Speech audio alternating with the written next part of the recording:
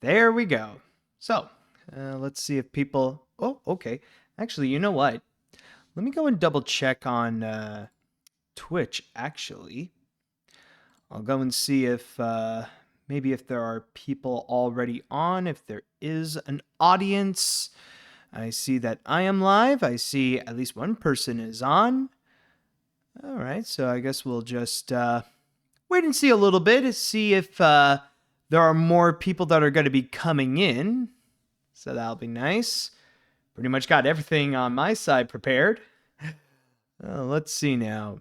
Oop, yup, hello. Oop, we got some people in. Hello, can you people hear me? Yes, okay. We're starting to be live. We're starting to be on. I see some people. Okay, so we got a little bit of an audience. That's great. I think that is enough to go and begin. Hello, everybody. Let's see. Another stream this week. Why is that? Sorry for dipping yesterday. I was having trouble with my Wi-Fi. Don't worry. It's all good, man. It's all good. Yes. All right. But anyways, welcome back, everybody. And yes, today we got another episode of What's in the Box. So basically, as you all know, I'm going to be here to go. Oh, actually, if I am going to introduce this, I almost forgot about another thing. Might as well go and start up with this right over here. Yes, it is What's in the Box time, to which I will be opening your letters and your packages, in which I do have a good bunch today.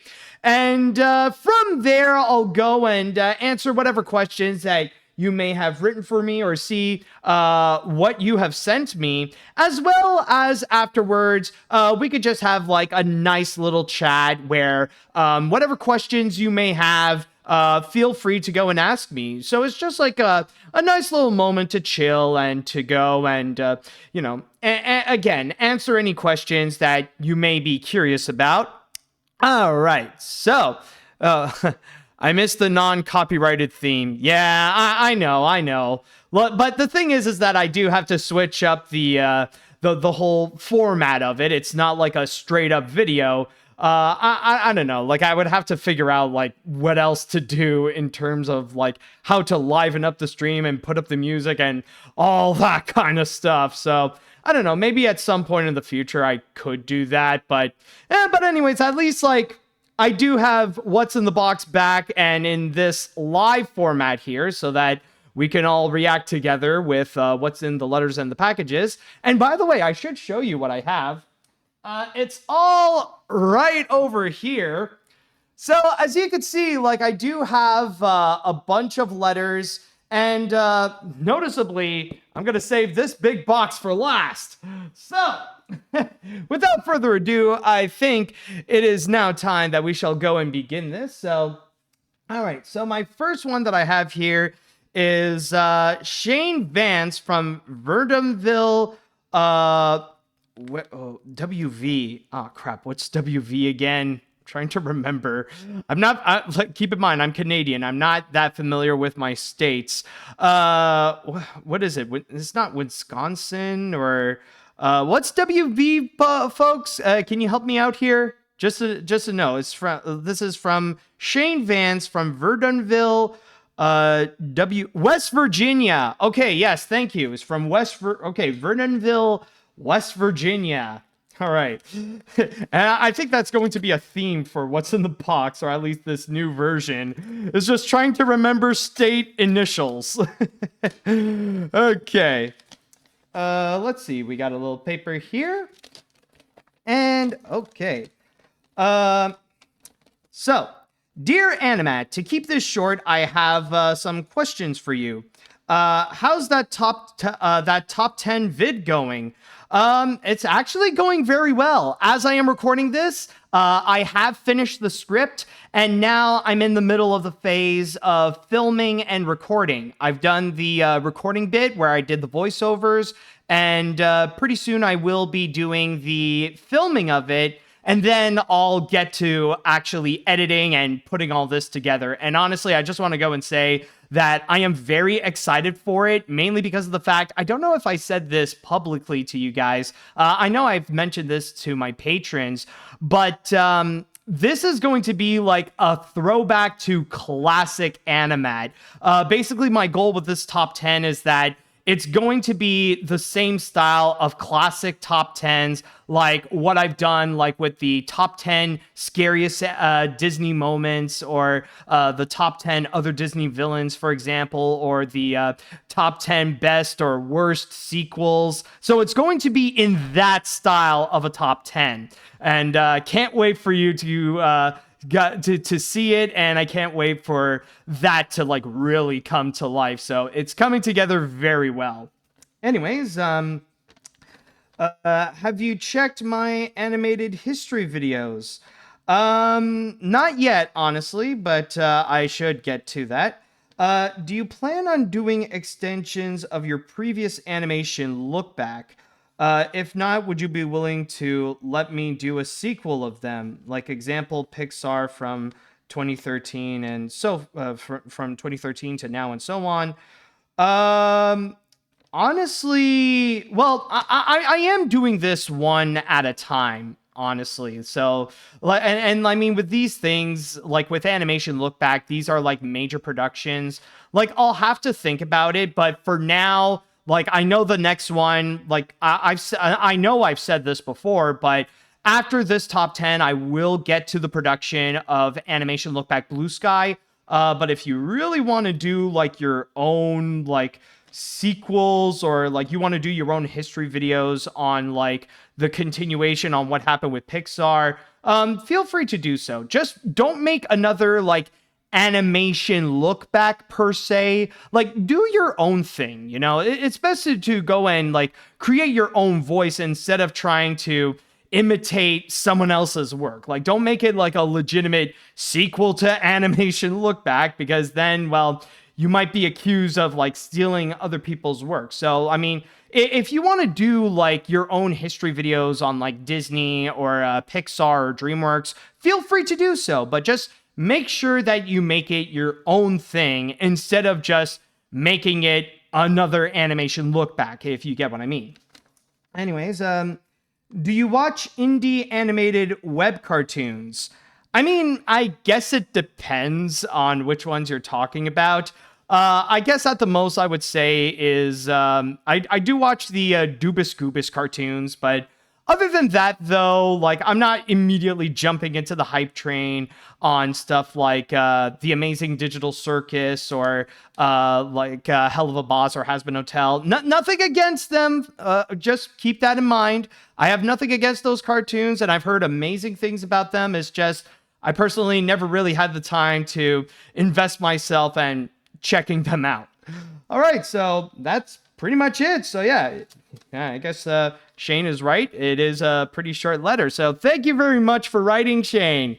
Okay, so the next one that we have here, apparently they say it's the Gale Mail with a cross from Potterville, California.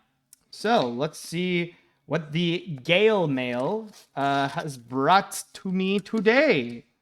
Let's see now. Okay, so I guess the one with the writing shall be first, because I did get two pieces of paper. Oh, and it's double-sided. Okay. Oh boy. Dear AniMat, this is Mr. Mysterious here. Are some questions for you. Let's see. What is your favorite animated music video? Animated music video, that is a good question, but honestly, I never thought much about like what would be my favorite animated music video, but I guess I'll say Take It On Me, technically. I mean, that one is a classic. Let's see. What kind of video games do you like to play? Generally, I would say platformers, like, considering that I grew up with Nintendo and stuff like that. Like, I definitely go with platformers, or often, like, I mean, a lot of my video game diet consists of Nintendo stuff. So rather it be platformers like Mario or Kirby. I also do like to play Pokemon. And then there's also like a lot of the racing games like Mario Kart or Crash Team Racing. So I'll go with those. Let's see. If the Garfield movie gets a sequel, do you think Garfield's mom will be in it after all she was in the all old Garfield cartoon show? Well, I mean, funny enough, there is going to be a sequel to the Garfield movie that was announced not too long ago. And honestly, well, I guess we'll have to wait and see with what the creators will have in store for it. So I'm not going to say anything just yet. We'll wait until like we hear more about it. Let's see. If Transformers 1 gets a sequel, how do you think Bumblebee will lose his voice box?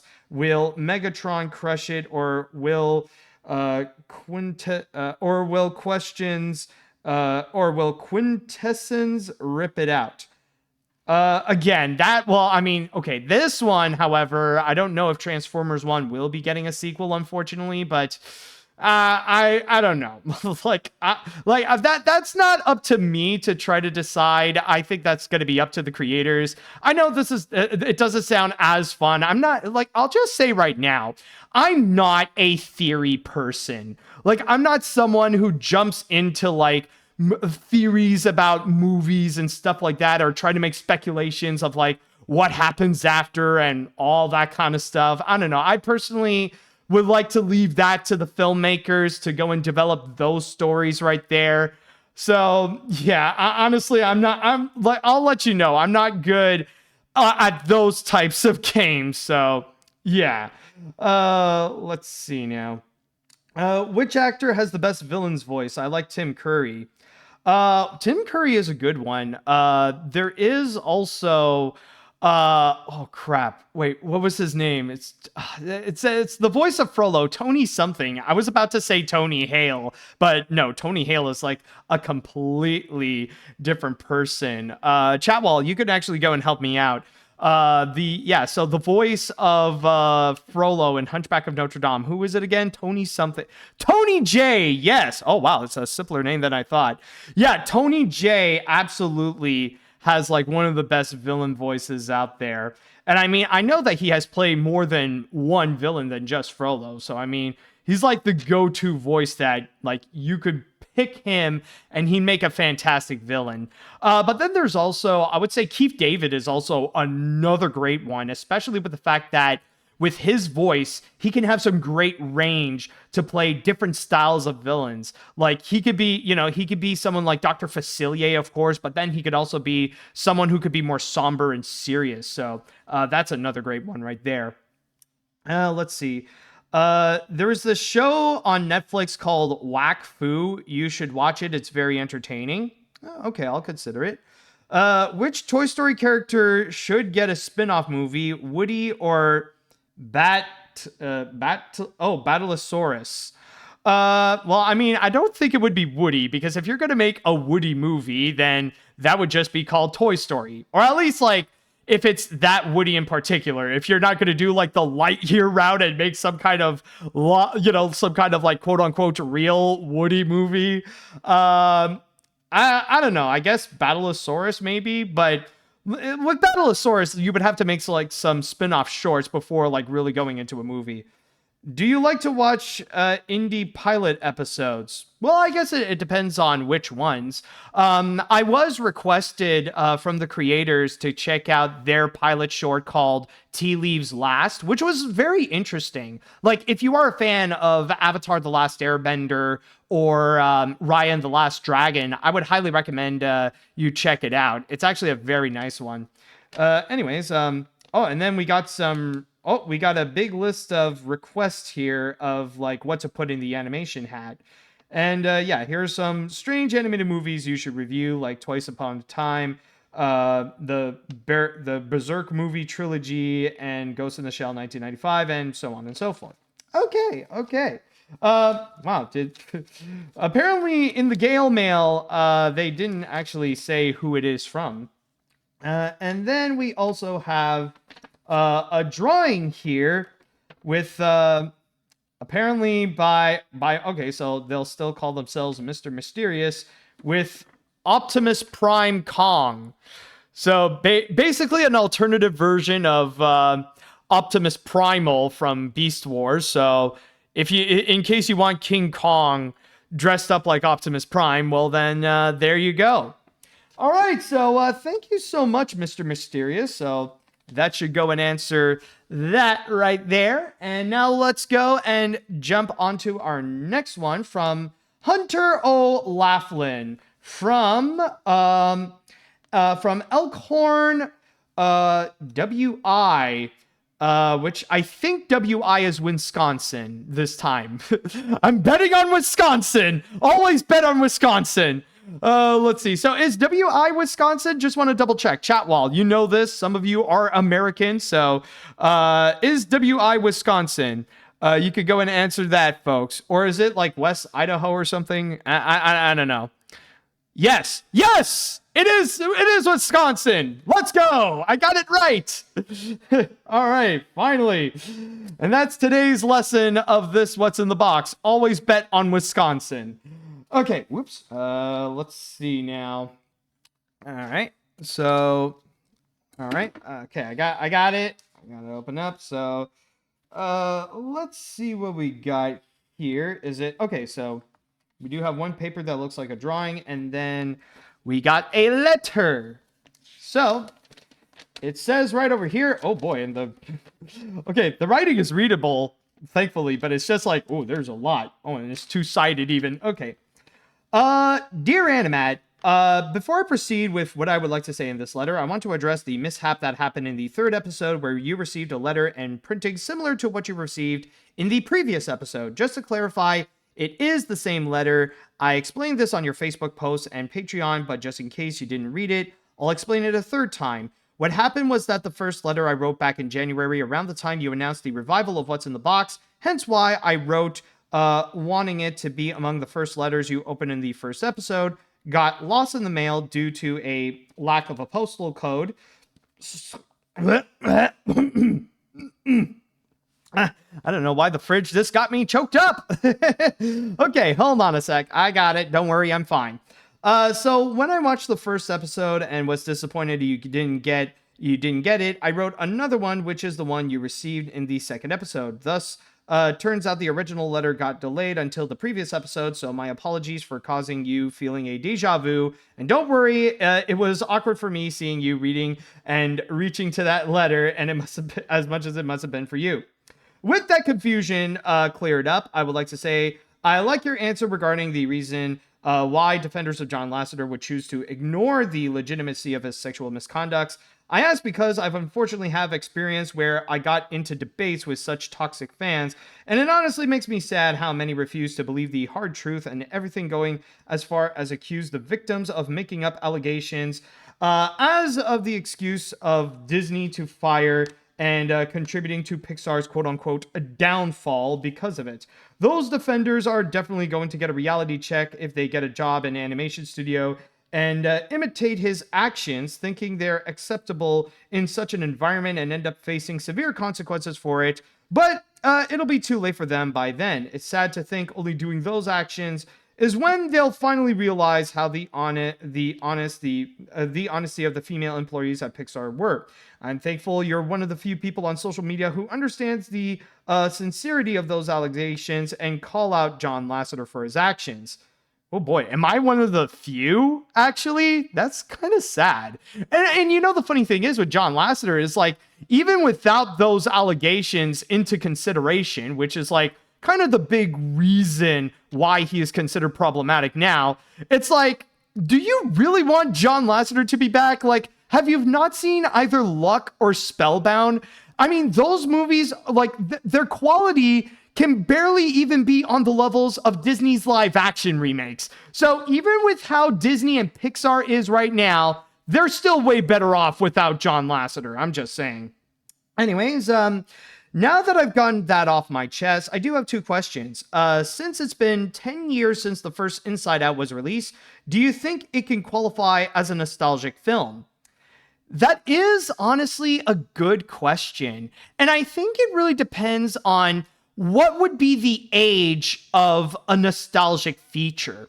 Like, would 10 years be enough to be considered a nostalgic movie? Actually, you know what? I'm going to ask the chat wall over here. Guys, do you think Inside Out 2 or the first Inside Out would qualify as a nostalgic movie? I would like to know what you guys think about him. Or what do you guys think about it? Let's see. 10 years too late? Okay, well, I mean, it's never too late for something to be considered nostalgic. Let's see. I'd say about 15 to 20 years would be more appropriate. Okay, that's fair. That is definitely, that is fair right there. At least it's eligible for the National Film Registry. Well, that is true. Okay, so we're getting a lot of maybes so far. Okay, so yeah, so it's like, it's like, it's a bit iffy.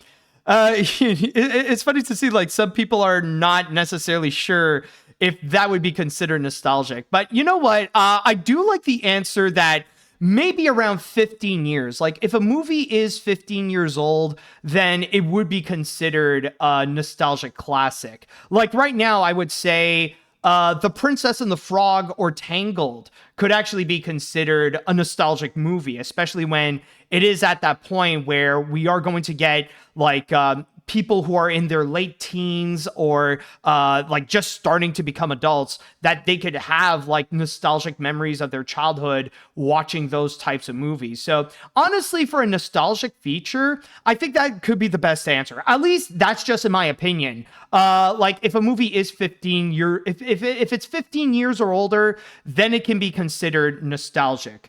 And with Inside Out, I think like it still needs a little more time before it enters into that realm of nostalgia. Anyways, how did you react when you first heard that Val Kilmer passed away? For me, I was in disbelief and thought it was a belated April Fool's joke, especially since he passed away on that day. It's sad he passed away so soon at 65, and he has a distinction of being the first major actor from The Prince of Egypt to pass away, compared to Charlton Heston, who was 83 and managed to outlive his co-stars at the time of his passing. Honestly, it was a bit unfortunate, but I'm going to be very honest. My mind wasn't really all that much on Val Kilmer. And it's not because I didn't care about Val Kilmer in the first place. It was just because of the timing of it all. When Val Kilmer passed away, it was literally just a few days away before my trip to Japan. So my mindset was entirely on Japan. It was just focusing on that particular trip to get myself ready for that. So I didn't really have that much time to really think about Val Kilmer, unfortunately. But I do understand that it was a very tragic moment that he did pass away. And I mean, like, with how much he was a major actor, especially back in the 1990s, like, he's one of those people whom, like, you have seen a movie with Val Kilmer and his performance has made an impact on you. And for me, it definitely is his role as Moses in The Prince of Egypt. So, yeah, hopefully that would go and answer that question. Let's see now. To end this on a more positive note, I look forward to the upcoming top 10 lists, and I've always enjoyed them, and I don't care if they're not as popular anymore. I still think you should continue making top 10s, as your fans will always support them. I'll also share another art project I recently completed, and just a warning, it might make you tear up. Signed, Hunter or Laughlin. P.S. For future episodes, here's how you pronounce Elkhorn. It's elk, like the deer, and horn, like the instrument. Elkhorn. Okay, I must have mispronounced it before, which honestly, in my case, it's not a surprise whatsoever. Okay, but thank you very much, Hunter. Let's see the art project that you may have. Oh, that's cute. Oh, that's a cute one. Check it out. Check it out. It's it's the Charlton Heston Moses and the Val Kilmer Moses walking together. This is nice. I gotta say, this is actually a really nice one right over here. Oh, that is very sweet. All right, thank you very much, Hunter, for the letter and for the art piece that you have made here. That is very nice. All right, so let's move on to our next one, which doesn't have an address, but apparently it's from Red Moon or at least that's what the person is calling themselves. So let's see what we got here from Red Moon. Okay, so let's see here. Oh, and it's actually typed on a, okay, it's actually typed on a computer this time. Let's see here. Okay, so, okay, it's all written. Okay, so it's a bunch of questions to go and answer. So, all right, so just making sure I got the paper prepared.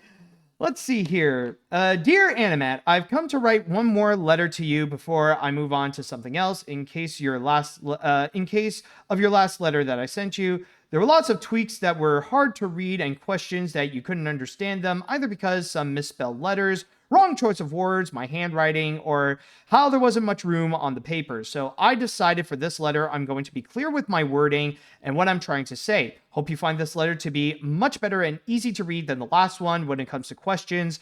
Anyways, hope you stay active and well, and keep up the good work.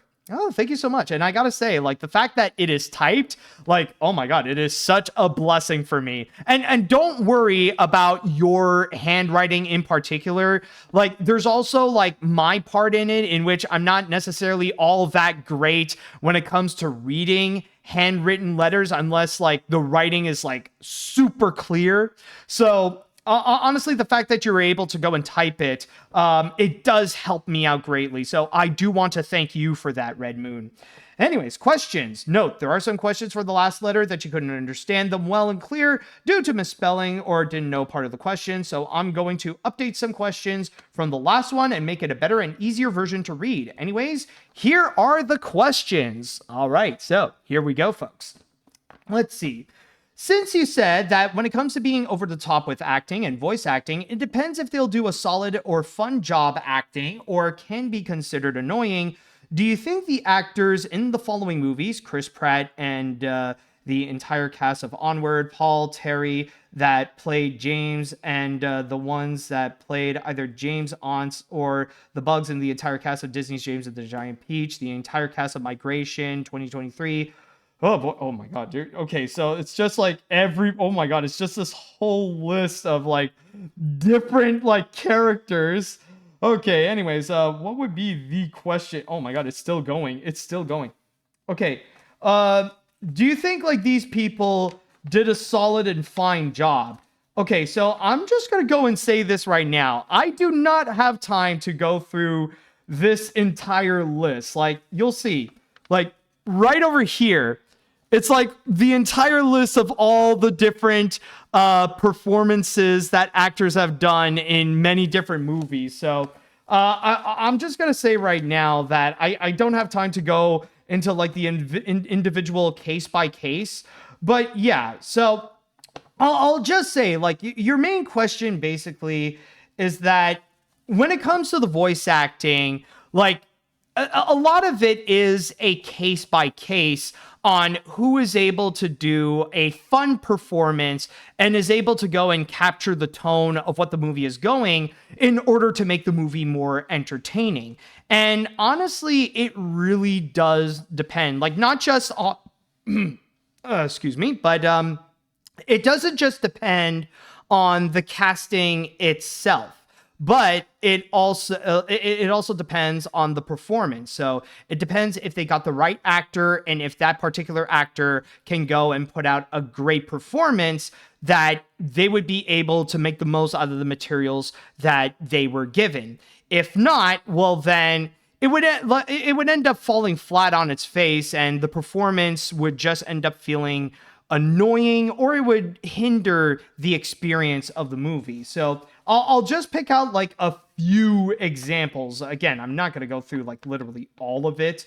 Like, let's say, for example, in which you have written down like Andy Samberg in Across the Spider-Verse, where he was he was one of the Spider-Mans there. And honestly, I'm not particularly a major fan of Andy Samberg's voiceover performances. I mean, like, he's done a lot of great and hilarious stuff before, like with Brooklyn Nine-Nine or with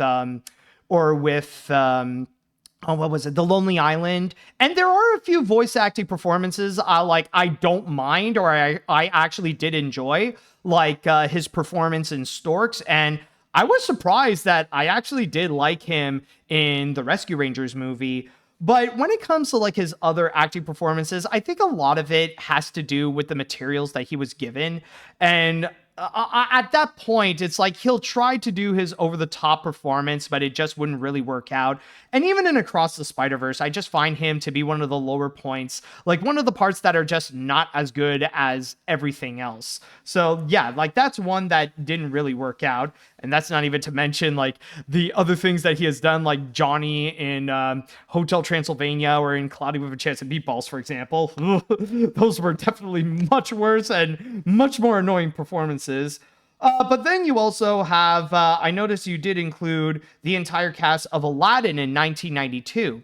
And that one actually works out very well because the characters are like perfectly crafted for those respective actors, rather it be Robin Williams as the genie or Gilbert Gottfried as Iago, and so on and so forth. Like these are, like not only did they get great actors to get in there, but they also were able to make the most out of the materials that they were given, along with the fact that they provided their own materials to make it additionally fun. That's where they were able to make it work. So hopefully that could go and answer your question in a more general sense.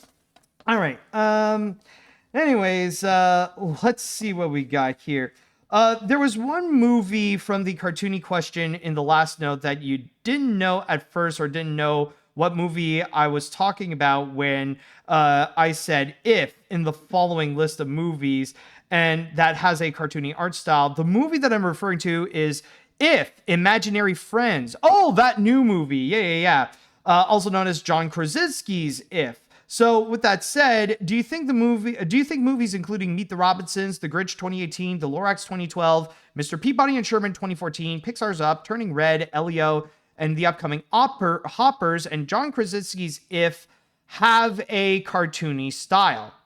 I guess a little bit. I would say I would say so. I don't know if I would go with cartoony, but I would categorize them more as stylistic. I think that's the more acceptable term, or at least the more accurate term, is that a lot of their styles are more stylistic, mainly because of the fact that if you go with cartoony, it's like it's a little bit of a vague term. And if you're going to describe a cartoon as cartoony, you better go and describe like exactly what you mean. But there are some, I would say, like maybe there are some in here that feel like they would be categorized more in the cartoony side. Like I would say in your list, like Mr. Peabody and Sherman, or The Grinch, or maybe even The Lorax, that does lean a little bit more, or even I would say John Krasinski's If, those lean more into cartoony because they do try to present their characters as full-on cartoons,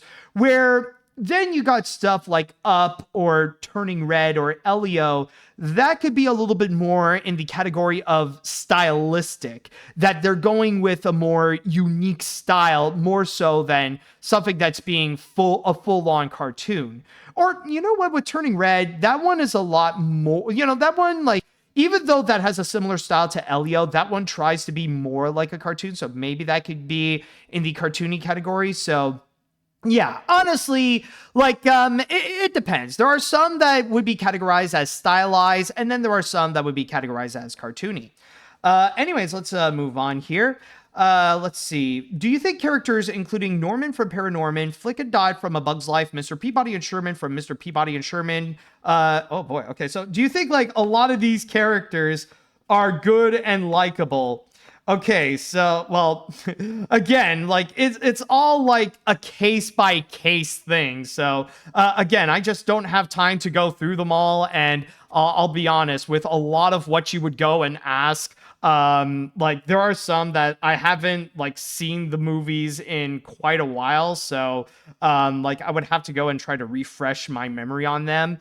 So with that said, I mean, again, it's all in a case by case basis here. So don't think I can really go and really answer that question for you, because like with the way that it's all just so specific, and you have to throw in like everything all at once. But anyways, let's see here now. Since you've grown up and become more mature when it comes to movies, if you have to update the score of some of the movies that you've watched and that you've reviewed, include The Princess of the Frog, How to Train Your Dragon 2010, Paranorman, Arthur Christmas, Puss in Boots 2011, Cars 2, A Bug's Life, and Fantastic Mr. Fox, what scores would you give them both on the story, animation, characters, and songs, and overall scores? Okay, again, you're asking quite a lot. I don't know if I could go into the actual specifics here. But honestly, there are some that I would say that I would kind of change the score a little bit. And some, honestly, I would say I would lean in more positive. Like, I remember How to Train Your Dragon, I gave it like a 7 out of 10 when that first came out. But I will say I do still find it to be the weakest of the trilogy. Maybe not the weakest How to Train Your Dragon movie, because that would be the live action remake for just straight up copy pasting the original, but in a more soulless way, similar to the 2019 Lion King. But I would say the original 2010 How to Train Your Dragon, I would give that an 8 out of 10. So still a very solid score. The Princess of the Frog, that might also be one that I would have to double check and reconsider, because like that was one I remember I gave that an 8 out of 10 also.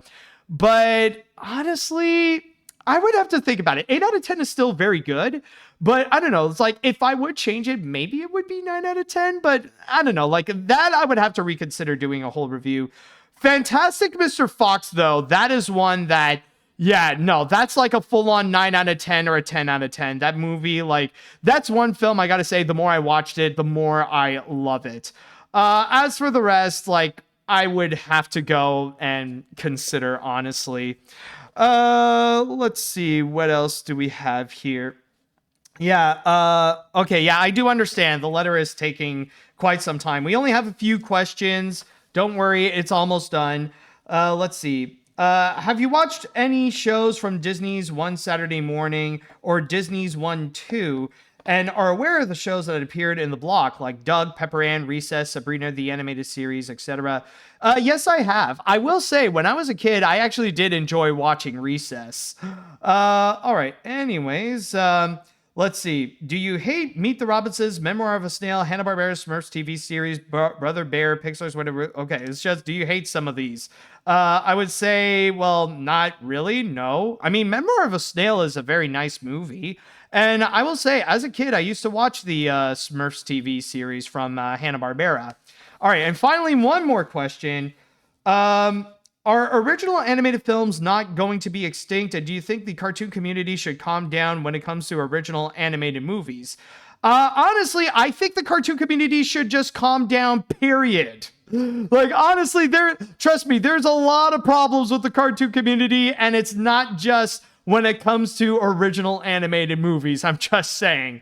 Anyways, that's all the questions I have to say, and I hope you understand some of the questions are a lot better than in the last letter, and hope this letter is easier to read and clean. Anyways, take care and keep making good work, from Red Moon.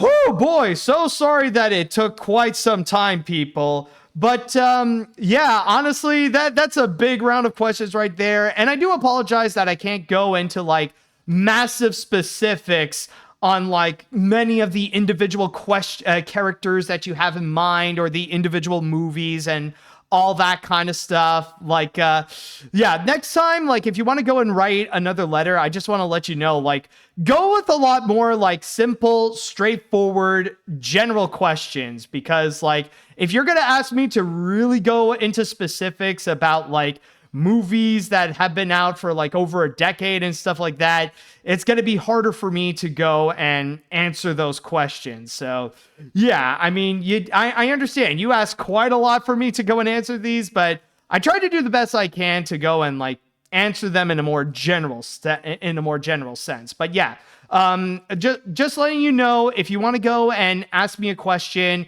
be a lot more general about it. Don't go into like these little nitty gritty specifics. All right. Anyways, let's go and move on to our next one here, in which it will be from Sam Johnson from Greens, New Berlin, Greens.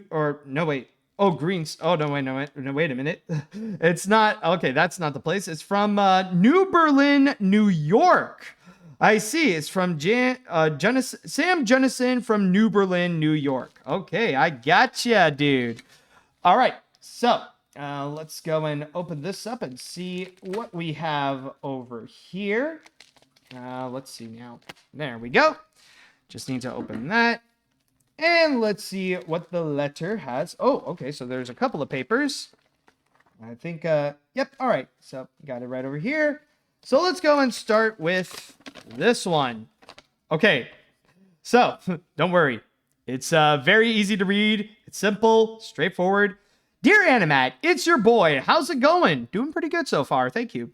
Since by the time I'm writing this, it would be the birthday of a certain puppeteer, I've decided I've drawn for you the frog, the man that helped make him famous. I'll leave it by saying it's not easy being green from Sam J. All right, let's see what this drawing you have over here. Oh, it's a simple, cute, like you got several drawings of Kermit the Frog right over here. Oh, very nice. And actually they're they're not bad, I gotta say. I mean, like you got this one Kermit over here. It's like he's morphing into something. But I will say, like the ones over here, like these are some nice Kermit drawings, I gotta say. Very nice, Sam.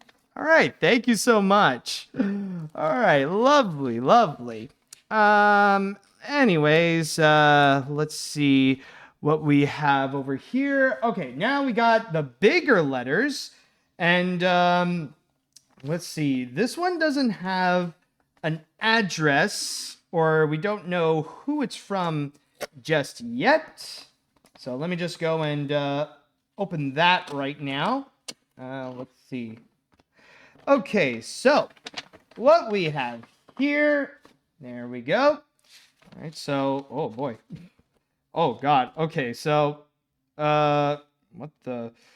Okay, just gotta know if, wow, oh wow, this is just a big, oh boy, we got like a big list over here, just like, it's it's all writing, so hopefully we could get through this one pretty quickly, so, just 3 questions. Hey Matt, here are 3 questions for you. I know there are many film adaptations of Dr. Seuss stories by different studios, but what if Disney could do that too? Though, yes, technically they've already owned Blue Sky's Horton Hears a Who in their library, but would Disney could produce their own Seuss movies from scratch, and why? Okay, so for that question, I would say, I mean, it could definitely be possible that they could do it and that they can go and make their own spin to it. But I will say, at this point, if Disney would be the ones to go and handle it, it would be something that we would have to wait a little while, because, like, we're still getting a whole bunch of these Dr. Seuss adaptations. Like, we already got Universal, who already made their own batch, whether it be with the live action features with The Grinch and The Cat in the Hat, and then with the Illumination movies, like with Another Grinch and The Lorax. And now we're getting Warner Brothers, who are making their own versions, which they're starting to look like they're going to be the same as Warner Brothers, as Illumination, starting with The Cat in the Hat, and then they're also going to do All the Places You'll Go.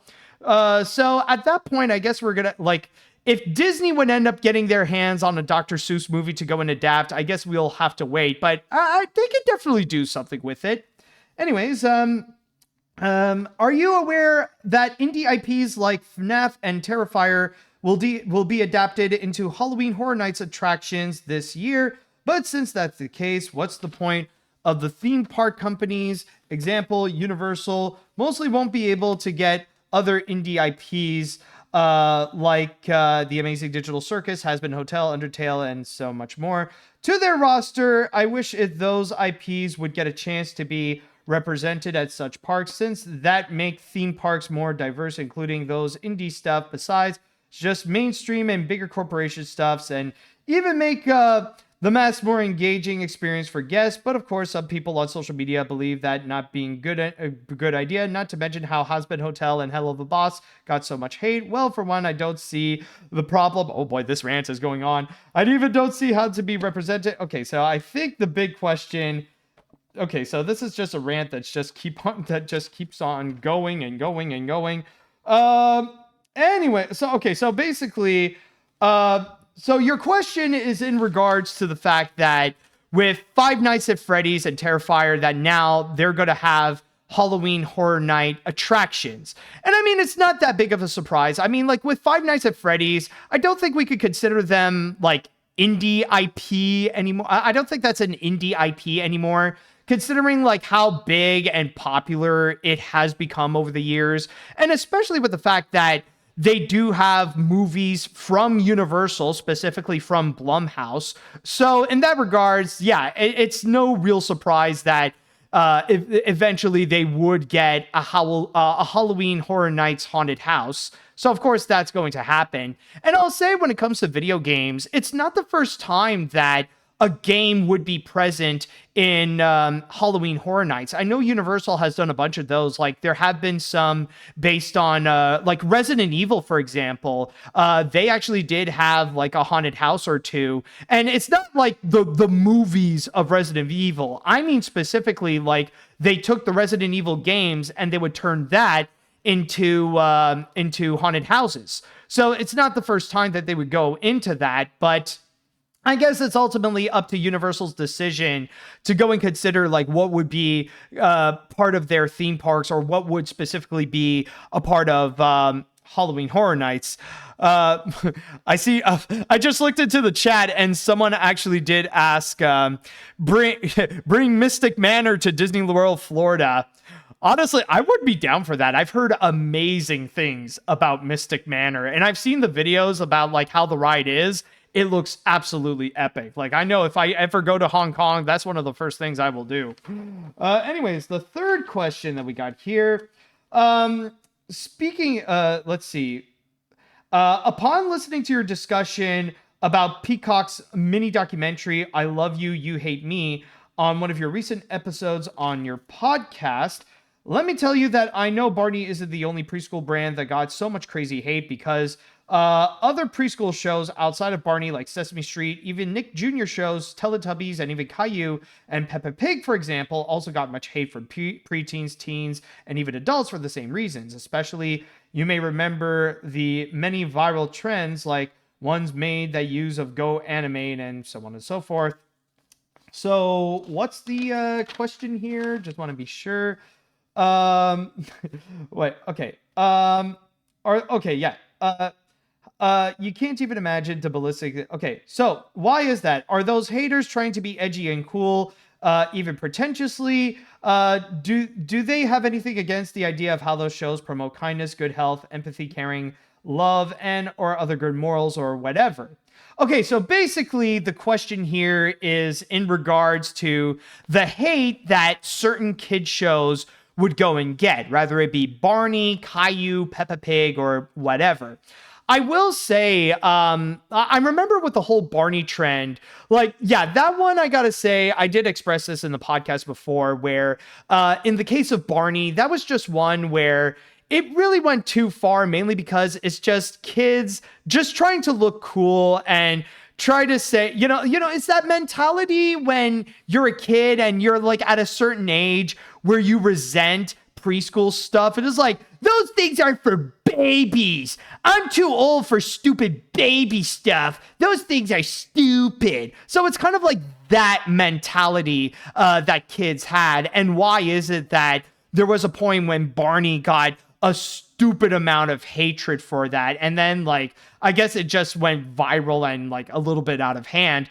But then, of course, you got stuff like with Peppa Pig. And Peppa Pig, considering that one is more recent, I guess like it's a little bit of that mentality. But then also you got the factor of social media, in which though, like when something goes viral, it could get very out of hand so quickly. And I mean, I guess it depends specifically in terms of like the characters themselves or how they would try to go and portray the situations at hand. Trust me, I think I am someone I can go and speak about this when it comes to Caillou, for example. Like that one has received a lot of hate, mainly because of the way that it would go and approach the mentality of how kids are at that certain age. And when it comes to Caillou, yeah, like with kids, of course, they will throw temper tantrums. Sometimes they can be bratty at certain points. But the thing is with Caillou is that, like, the reason why he gets so much hatred is because in the shows themselves, they let him get away with so much more than he should. Like, they let him get away with being a brat, with misbehaving, and all that kind of stuff. So from there, Caillou would end up getting a lot of backlash. So there are some in which, when you look into the shows themselves, they would be merited in terms of their hatred. But then again, maybe there are some that could feel a little bit overblown at times, like with Barney. Again, this is more of a case-by-case basis. And this is not even to mentioning some, like, for example, Thomas All Engines Go. And that thing is like a whole separate mess in itself.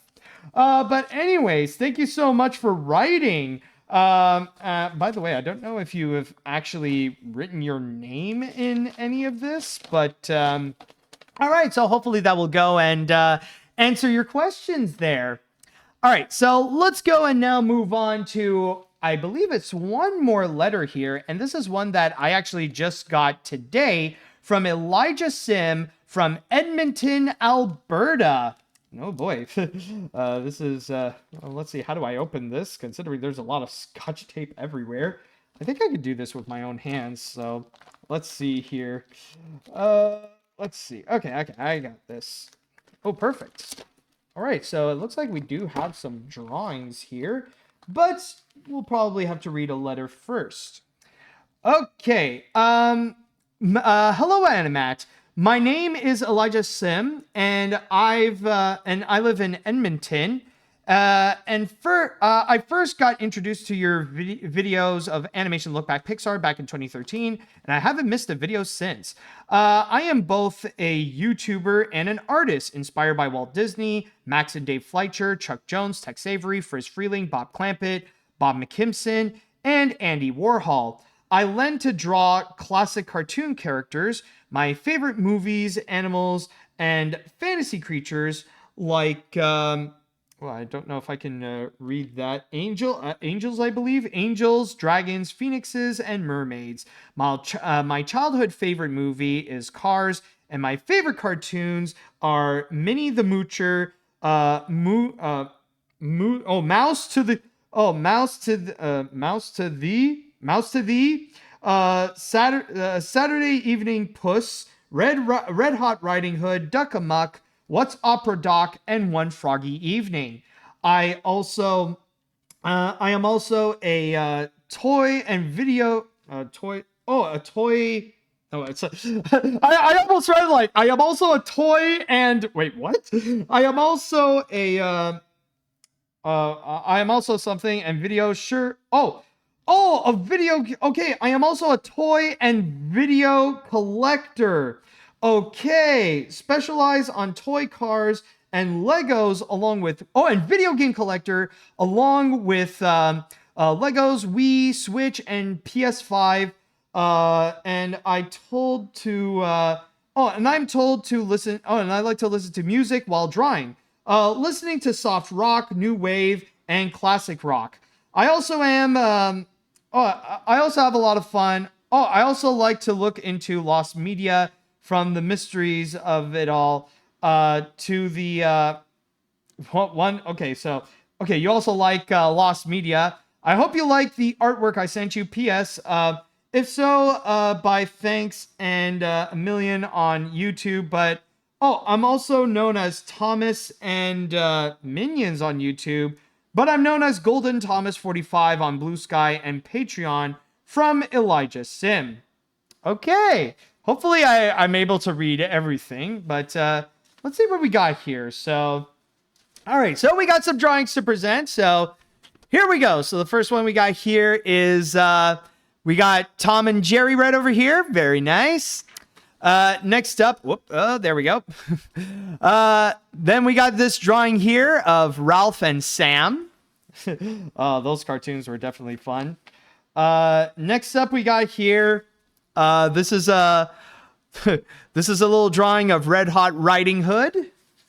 Next up, we got here.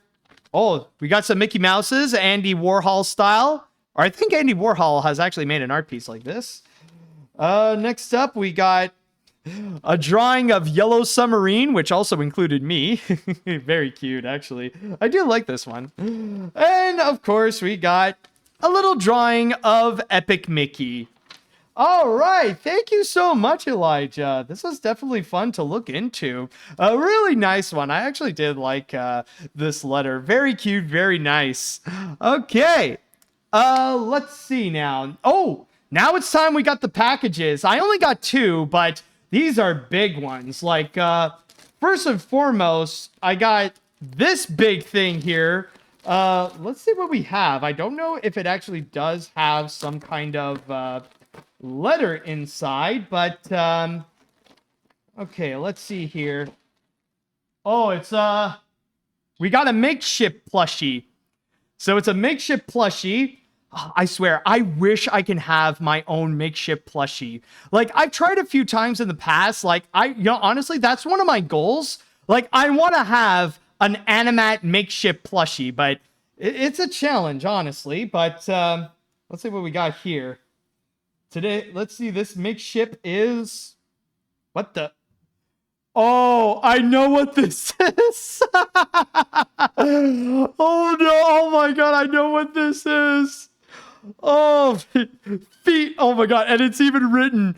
Feet Lover plushie.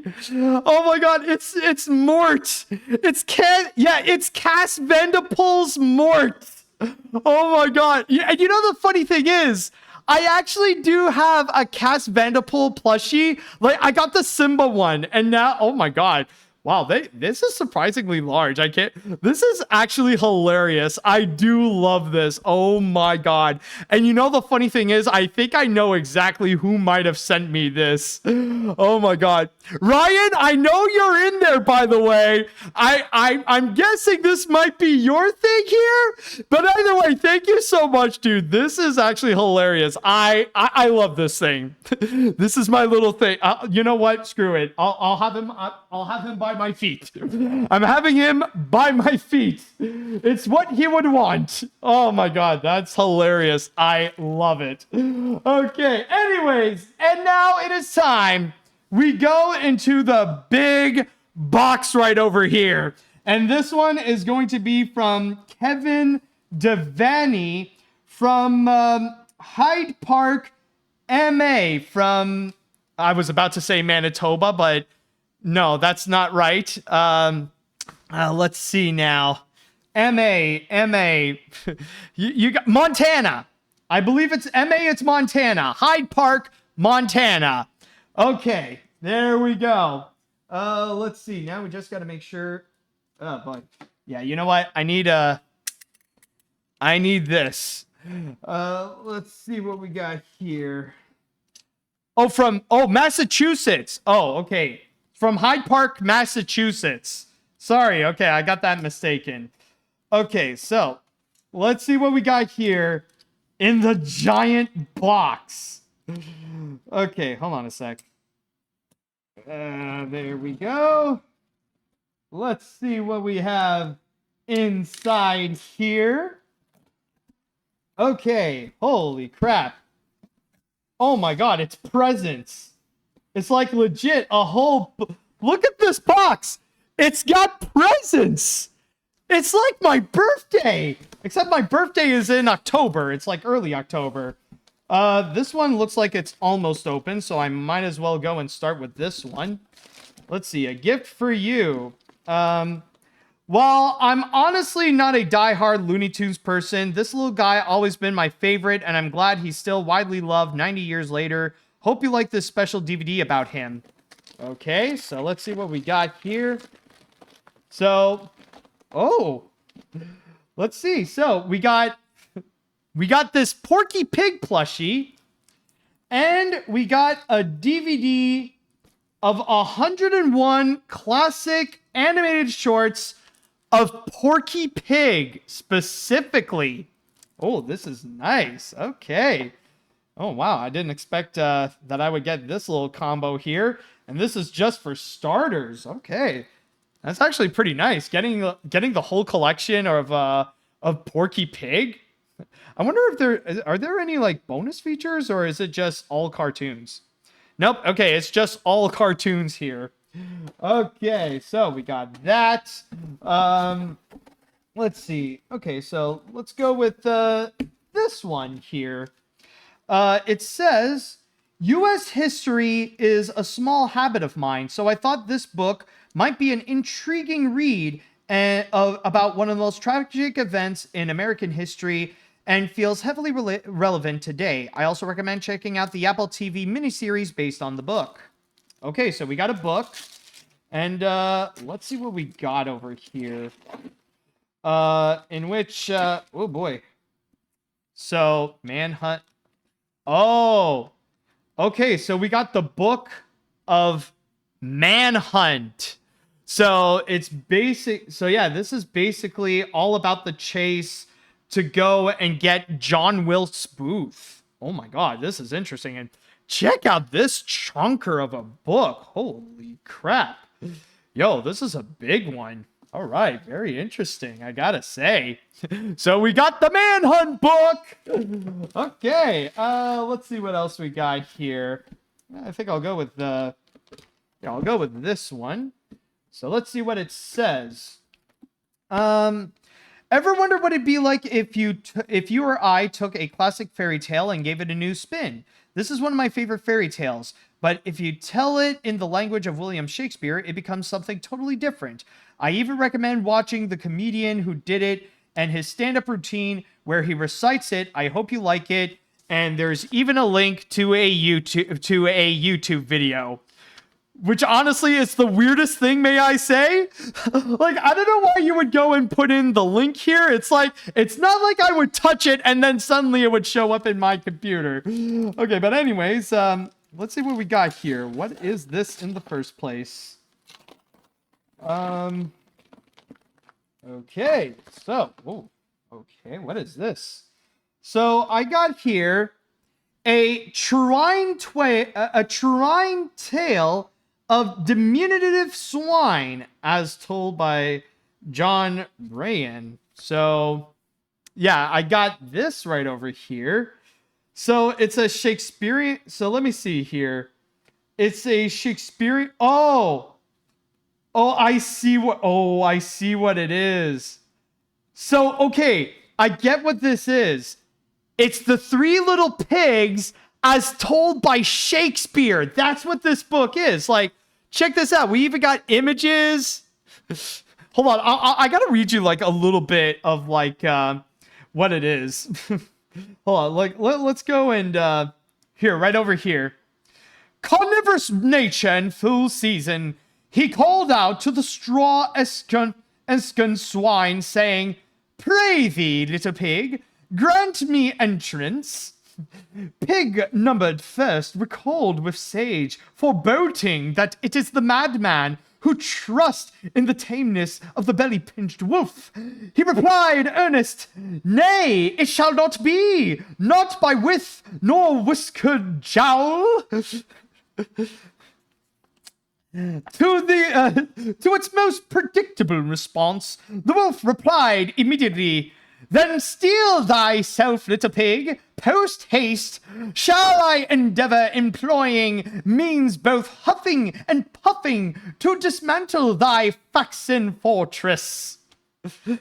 Whereupon the wolf did bellow forth and exhale a gale force, which quickly rendered straw hovel to dregs and dross, and carried aloft piglet and shattered quarters both. Oh my God, that is wild. And I guess we got the Well, and I guess he also sent me the Walt Disney version of it. Yeah. Yeah, so I guess it's pretty much the same thing, but it has images of the Disney version of the fairy tale. All right. Oh, that is fun, I gotta say. That is actually a lot of fun right there. All right, so next one that we have here, because we still got more presents. We got this little thing that has no notes, but let's see what it says right over here.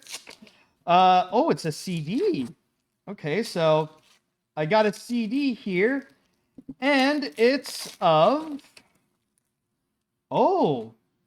So this is a CD from the original Broadway cast of Finding Neverland. I've never actually seen the Broadway show itself, but I did hear a lot of great things, so it will be interesting to hear what the music is like. Okay, so interesting. Let's see what else we got here. So, okay, we'll go with this. While you and I both know that America is in some pretty terrifying, troubling times right now, even for its 250th anniversary, and how I feel deeply ashamed to be an American right now, I believe this PBS Kids animated series might be something you could get into and share in the hopes of what makes democracy and American independence so fragile and precious, and how it should be given us, how it should give us so much hope that we'll get through these sad times. Okay, let's see what we got here. So it looks like it's going to be something related to PBS Kids. Let's see what we got. It's apparently the complete series of Liberty Kids. I don't know if I've seen any of the episodes of Liberty Kids, or I don't know. I think maybe there's one time I've heard of Liberty Kids, but just not sure. But yeah, I got the complete series of Liberty Kids. Oh boy. And there's more, folks. There is a lot more. Let's see. I'll go with this, or you know what? I'll save the screen box for later. I'll go with this, which this one doesn't really have any notes. So I'll just go and open this up. Let's see now.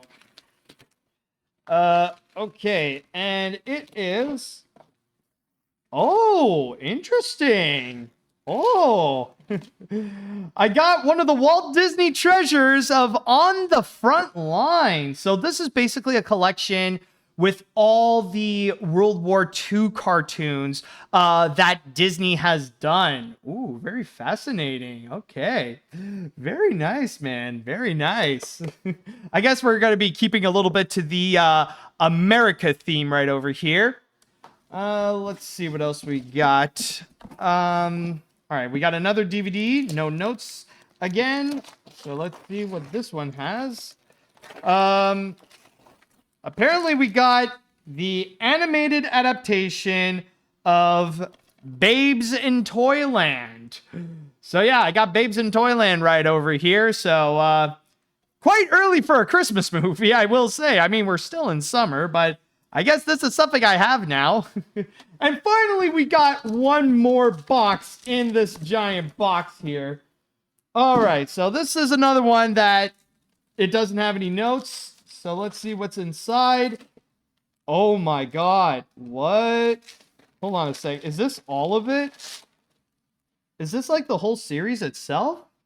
Or let's see, or I don't know. I don't know if this is all of it, but I apparently got the Inspector Gadget Mega Set, in which it has Season 1 and Season 2, in which it also includes the Inspector Gadget's Last Case Claw's Revenge 90-minute special. Oh, boy. Oh, this is actually a really interesting thing to have here.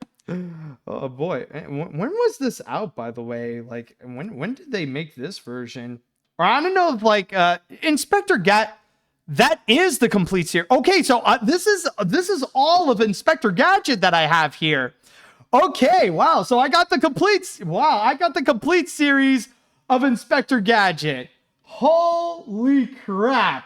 What a massive round. Thank you so much, Kevin, for all of these DVDs and books and the Porky Pig plushie. Holy crap. Wow, that, I gotta say, that was a lot. And apparently it came out in 2013. Okay, wow. Man, this honestly turned out to be quite a bigger episode than I thought. I didn't expect that I would go through like so much in terms of questions, and especially with that box containing so many of like these DVDs and books and all that kind of stuff. Like, holy crap, that was a big, but I gotta say, a hell of a round. But you know what? Just to go and make it fair, though, I still want to spend time with you guys. If any of you have like any questions that you would like to go and ask me from here, or if you want to have like a little bit of a moment to chat, like I'm free to do so. Like if you guys want to take a moment to just relax after all that, let me know what you guys like want to know. I still got time, so let's see here. Matt, have you watched Happy Days? I mean, outside of knowing about the characters like the Fonz, the intro, the beginning of the show, that birthed the idiom, jumping the shark, have you ever caught a glimpse of it? Honestly, just a little bit, I would say. I haven't like seen like a full-on episode, but I do remember as a kid from time to time, there was a channel that presented a lot of like old shows from like the 70s and stuff like that. And the main reason why I would go to there is mainly because they would air some episodes of The Muppet Show. So whenever I want to watch The Muppet Show on TV, I would put it on that channel. And I remember, I think like after The Muppet Show, there was Happy Days. Like they would show Happy Days being on, and they would start a little bit. I wasn't as interested, of course, because I got my fix of TV by watching The Muppet Show. So at the most, I only saw a little bit. So hopefully that will go and answer your question. But yeah, I probably saw like a bit of Happy Days. Let's see now.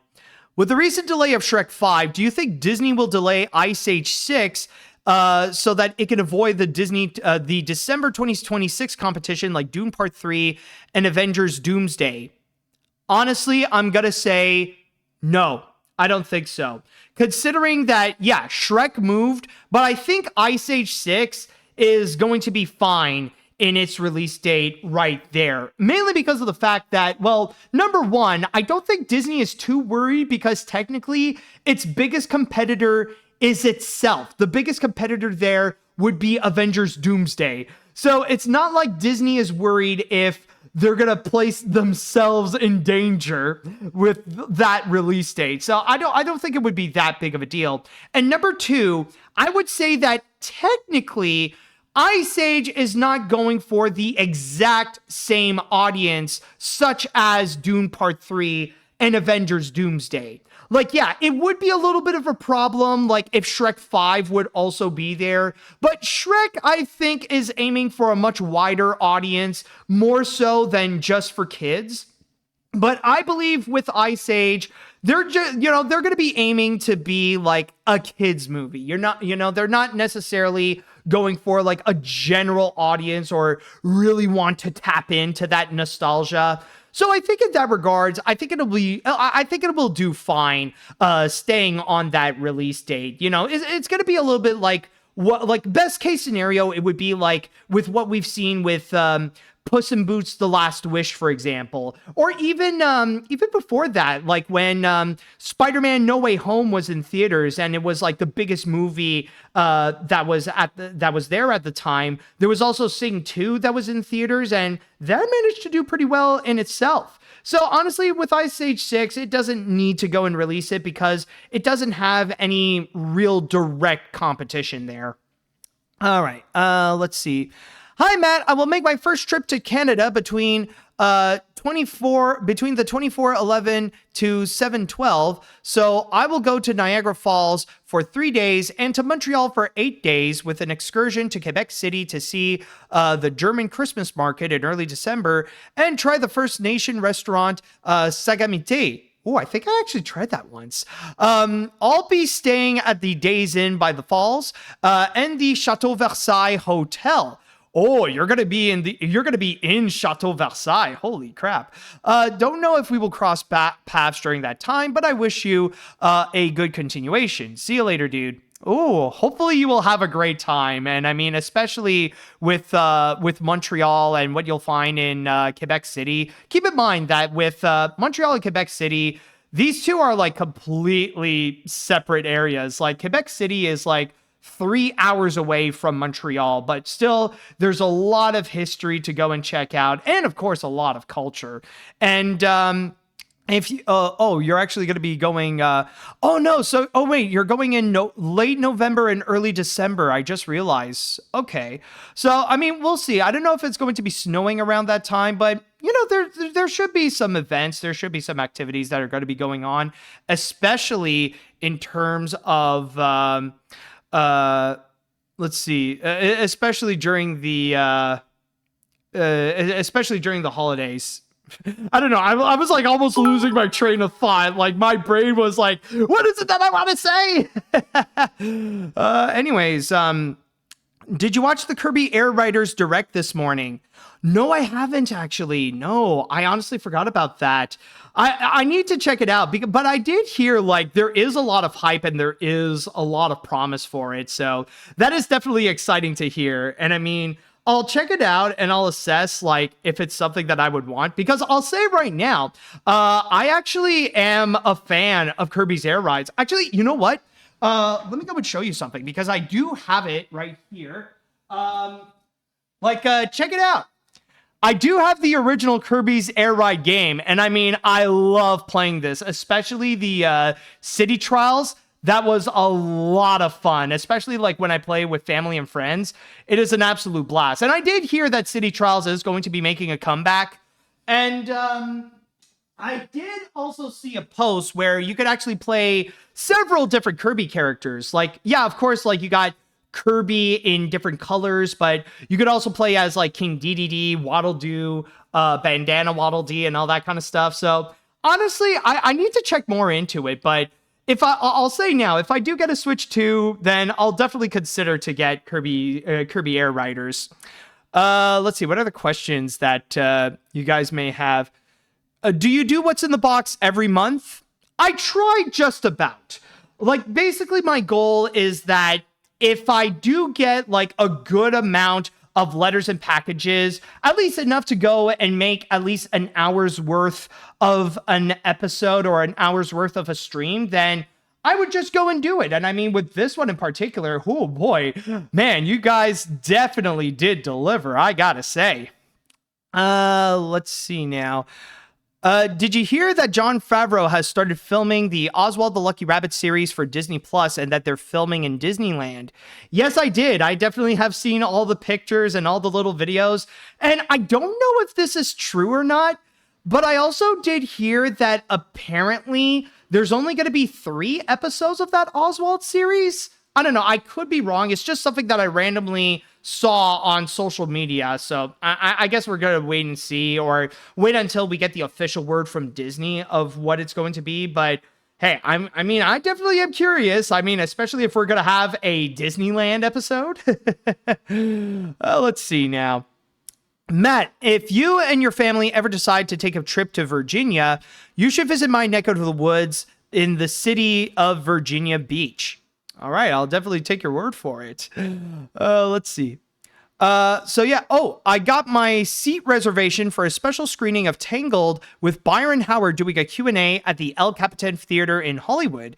I could see it as a celebration of its 50th anniversary, and I'll take it. Planning to do a review and retrospect of Tangled. Ooh, awesome. Hey, hope you have a lot of fun with that, especially with that Q&A. Oh my God.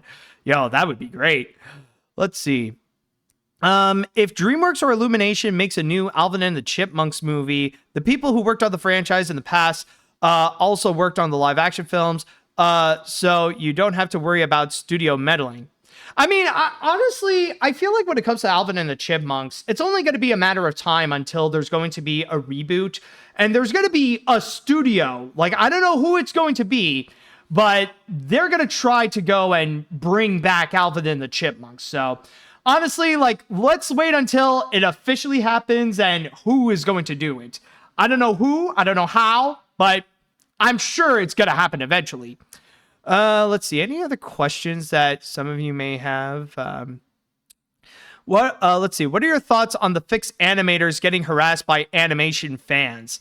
Yeah, that one I gotta say, it's like so sad, and it's like so stupid to see that, like, to this day, like, we're in freaking 2025, and we've known numerous of different examples of why this is a bad thing to do, and yet people still go and do it.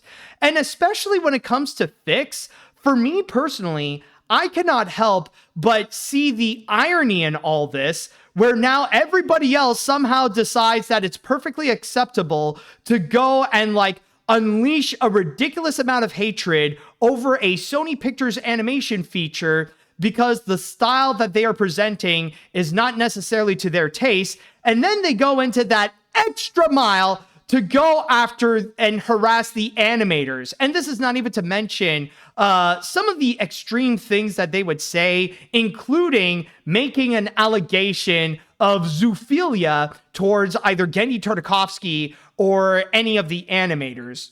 Like, seriously, it's just wild how there are some people out there who still unironically think that I am still terrible because I'm the Sony animation hater, and oh, how dare I say bad things about Hotel Transylvania and Cloudy with a Chance of Meatballs, and then suddenly they do that with frickin' Fix. Like, what the hell is this stupid double standards garbage?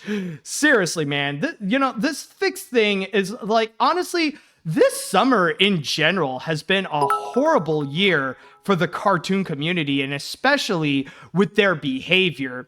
And honestly, with Fix, it's just another example of what we're seeing, like, again and again and again. Honestly, it's like, it's great that we're seeing, videos that are starting to appear calling them out, like with Smarty Pants, for example.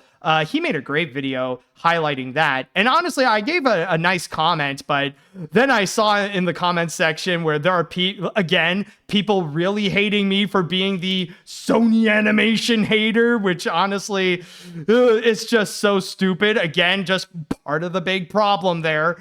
But yeah, honestly, it's just getting out of hand. But also, the funny thing is, I don't know if this is true. I did hear that LS Mark has actually made a video calling out on the Fixed hate. I don't know how true that is, but I don't know. I am curious. Let's see now. Any other questions that you guys might... let's see. How's the making of Blue Sky animation look back going? Not yet. I know you're still asking, but I'm saying right now, I am still in the process of making the top 10. And only after I make that top 10, I'm going to start working on animation look back Blue Sky. Trust me. You guys will know when I will be doing it. And it will be for sure that sometime this year, I will at the very least start the production of it. Let's see now. Let's see. Anything else? Okay, I guess we'll go with one more question, and then we'll, I think it'll be nice to go and cap this off from here. There is some news about a special Blu-ray collection that every Peanuts TV special, from the Christmas special all the way up to Happiness is a Warm Blanket. Did you hear about this? And do you have a favorite Peanuts special that you hope will be released on DVD and Blu-ray? I did hear about that. I believe, I don't know if it's going to be specifically a Blu-ray, or I think they're putting that out as a 4K. But I did hear that, yeah, there's going to be this big special home media set, like with all the Peanut specials. So, yeah, it does sound like something that would be worth keeping an eye out for. And you know what? I think that should do it. This is quite a great round of What's in the Box. And I just want to go and say thank you all so much for joining me on this. And I want to thank everybody who has sent me a letter or a package for this particular episode. And I do want to go and say that if you would like to go and participate in a future episode of What's in the Box, not only can you join me on my Twitch channel at AniMat Live to see me do these What's in the Boxes, but also, if you want to go and send me a letter or a package to be a part of the next episode or an upcoming episode of What's in the Box, that you could send it to Matt Brunet or AniMat, P.O. Box 96514, Kirkland, RPO, Brunswick, Quebec, H9H5L4, Canada. And with all that said, I would like to go and say thank you all. Thank you. I don't know why I was tripping on my own words there. Thank you all so much for joining me on this. Thank you all so much for watching. And until next time, see you later, dudes.